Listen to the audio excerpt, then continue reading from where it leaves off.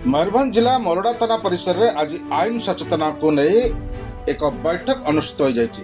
थाना अधिकारी सत्यनारायण बल परोत्तर अनुष्ठित उक्त बैठक में प्रथम उपस्थित समस्त जनप्रतिनिधि सांबादिक माने निज निजर परिचय प्रदान करते। सारा देश में 3टी नुआ आपराधिक आईन आज कार्यकारी होइछि।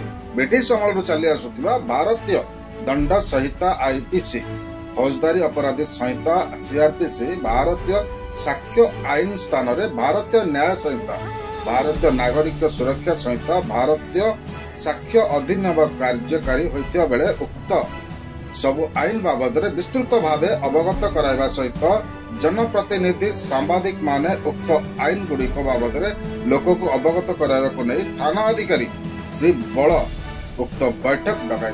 तेबे लोक माननकु सचेतनतार वार्ता पहुंचाइबार माध्यम होछि प्रिंट एवं इलेक्ट्रोनिक्स मीडिया।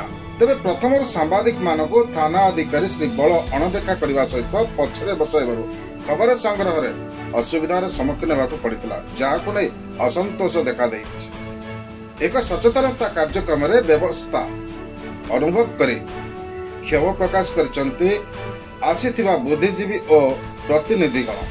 पूर्व अनेक सचेतनता कार्यक्रम होइछि, केबे हेले एपरि अव्यवस्था देखा जाय नथला बोली मत प्रकाश पाइछि। नुआ थाना बाबूंकर यह प्रथम सचेतनता कार्यक्रम थिबारु समस्त दुख प्रकाश करछन्ति। तेबे नुआ आईन और पुराना आईन मध्य अनेक फरक रही। पुराना आईन रे अपराधी मानक पाइका गला बाट थिबा बेले नुआ आईन रे न्याय को अधिक गुरुत्व दिया जायछि।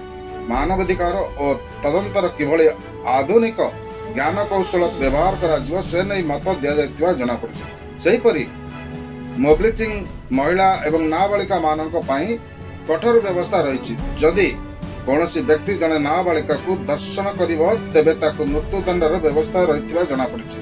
ते उक्त बैठक रे थाना अधिकारी सहित सरपंच बालक मांडी, मालती मांडी, रवि सिंह, वर्षा हेम्ब्रम, दासमत सोरेन, बिरुआ मुर्मू, माइन मांडी एवं बिजन नायक, हिमांशु पात्र, अंजना नायक, शेख मुस्ताफा, केशव बारिक, निशाकर निंदाणी, जयकृष्ण दल, सौरभ रंजन महांती, वकील किशोर बारिक, अनंत दास सहित अनेक जनप्रतिनिधि समाजसेवी माने उपस्थित थिले।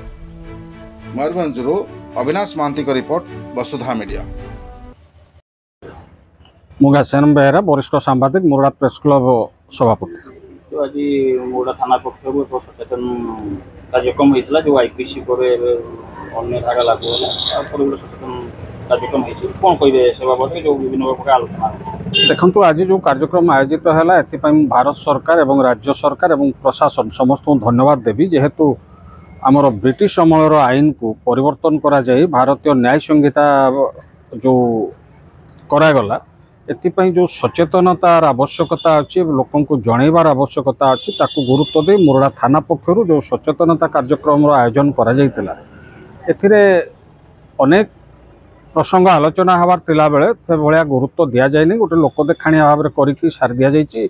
काहेकि ना एई आईन रे महिला को विशेष प्राधान्य दिया जायतिला बेले तांकर सुरक्षा को नहीं।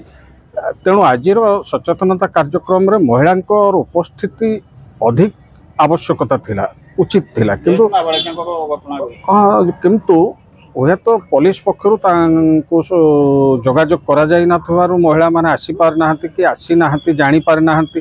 आउ जो प्रकार भाव कार्यक्रम अव्यवस्थित ढंगरे करागला ये दुखदायक घटना। एभलिया हवा उचित नुहे। से निजे से गोटे जानिबा शुणिबा लोक गोटे पदाधिकारी से समस्त को गुरुत्व दबार आवश्यकता था, किंतु से भाया पदक्षेप नवा अनुभव होनी।